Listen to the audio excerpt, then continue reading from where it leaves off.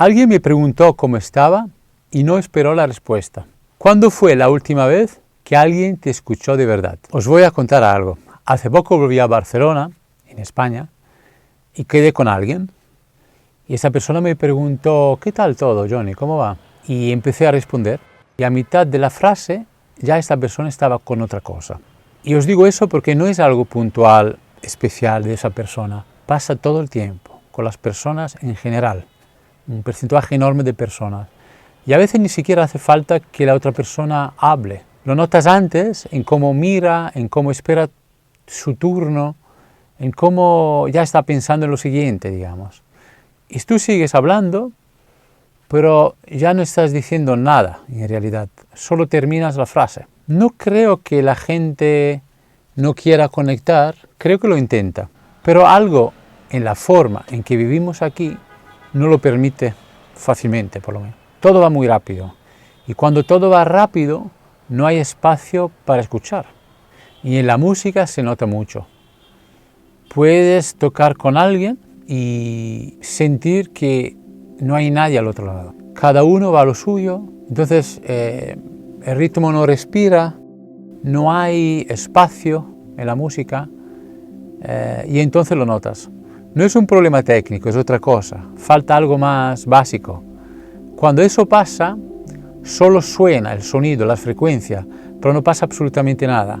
Pero cuando alguien está ahí, de verdad, no hace falta hacer absolutamente nada, nada especial, porque todo cambia. En Asia, por ejemplo, viví algo distinto. En una playa de Vietnam conocí a alguien. Empezamos a hablar, sin prisa. La conversación fue creciendo sola, la persona no te interrumpe y horas después estaba en su casa comiendo con toda su familia. No había nada especial pasando, en realidad, pero al mismo tiempo todo estaba ahí, esa persona estaba ahí, escuchándote de verdad. No recuerdo exactamente de qué hablábamos, en realidad de cualquier cosa, pero sí recuerdo cómo yo me sentía, me he quedado con esa sensación. No tenía que esforzarme, no tenía que sostener absolutamente nada. La conversación no dependía de mí, ni la relación que estaba empezando, estaba pasando algo. En Tailandia también un día encontré comida en la puerta de mi habitación que había alquilado. No habíamos hablado de que yo tenía hambre. Nadie ni siquiera preguntó, simplemente lo había notado. Eso también es escuchar, no solo oír palabras, estar suficientemente presente como para notar lo que nos dice, lo que está sucediendo en el momento. Cuando eso ocurre, lo notas en el cuerpo, no te vacías, te llenas después de esos encuentros.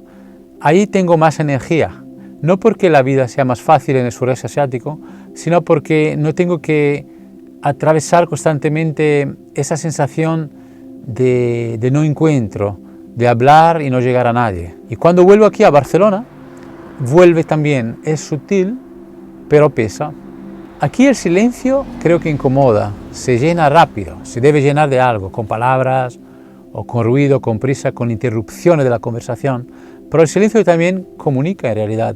Una mirada puede sostener algo, un gesto responde, y cuando alguien está realmente ahí, algo cambia sustancialmente.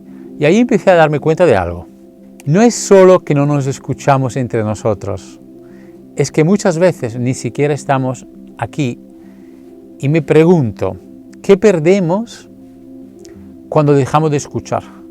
No solo a la otra persona, pero también a nosotros mismos. Porque creo que en realidad el conflicto empieza ahí. Primero dejamos de escuchar a nosotros y después ya no podemos escuchar a nadie. No de verdad. Y para escuchar hay que estar aquí. En ese momento, ahora os estoy hablando. Y eso para muchos es lo más difícil. La escucha no es una habilidad, igual que tocar música. Es una forma de estar. Y cuando falta solo quedan personas que se cruzan, pero no se encuentran.